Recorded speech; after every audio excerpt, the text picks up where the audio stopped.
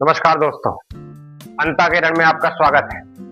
अंता का चुनाव इस तरह फंसता जा रहा है कि ये निर्धारित करना बड़ा कठिन होगा कि चुनाव के नतीजे क्या रहने वाले हैं। एक और कांग्रेस की रैली में प्रमोद जैन भाया कहीं ना कहीं कमजोर होते नजर आते हैं।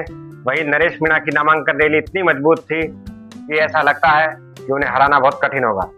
दूसरी ओर कांग्रेस कहीं ना कहीं ये मन बना रही होगी कि उन्होंने नरेश मीणा को टिकट न देकर बहुत बड़ी गलती कर दी।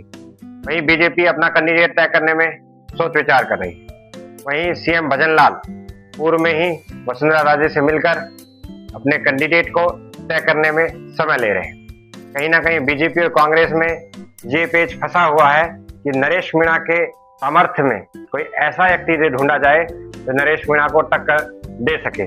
फिलहाल बीजेपी को और कांग्रेस को दोनों को देखते हुए हमें कहीं से नजर नहीं आता कि नरेश मीणा को कोई ऐसा कैंडिडेट हो जो टक्कर दे सके। प्रमोद भाया के ऊपर पूर्व में भी मंत्री रहते हुए कई आरोप लग चुके हैं, भ्रष्टाचार में या फिर, लेकिन नरेश मीणा का ये चुनाव, ये रण बहुत मजबूत होता दिखाई दे रहा है। प्रमोद जैन भाया की नामांकन रैली में सचिन पायलट, डोटासरा, अशोक गहलोत, भंवर जितेंद्र सिंह और भी बड़े बड़े नेता शामिल हुए थे, जिनके भाषणों से ये स्पष्ट हो रहा था कि कहीं ना कहीं कांग्रेस ये सीट निकाल लेगी। लेकिन हमें कहीं से ऐसा नजर नहीं आता कि प्रमोद जैन भाया मजबूत होंगे। उसका कारण यह है क्योंकि आम लोगों में नरेश मीणा की एक मजबूत भूमिका दिखाई देती है। नरेश मीणा ने पूर्व में जो चुनाव लड़ा था वो भी बहुत मजबूत तरीके से लड़ा था, तब भी उनको टिकट नहीं दिया था। नरेश मीणा चाहते थे कि उन्हें कांग्रेस से टिकट मिले, लेकिन कांग्रेस ने टिकट से मना कर दिया।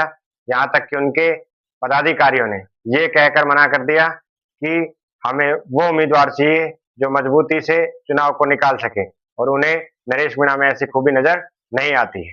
वहीं बीजेपी अभी मंथन कर रही है कि वो अपना टिकट किसको दे, जो नरेश मीणा और प्रमोद जैन भाया दोनों पर भारी पड़े। ऐसे में चुनाव त्रिपक्षीय रूप से संघर्ष में पड़ता नजर आ रहा है और बहुत मुश्किल होगा चुनाव का रिजल्ट। यह चुनाव बड़े ही संघर्षशील रहने वाला है, जिसमें जनता किसे अपना हीरो बनाती है और किसे विधानसभा भेजती है, ये देखना खास होगा। अंता के रण में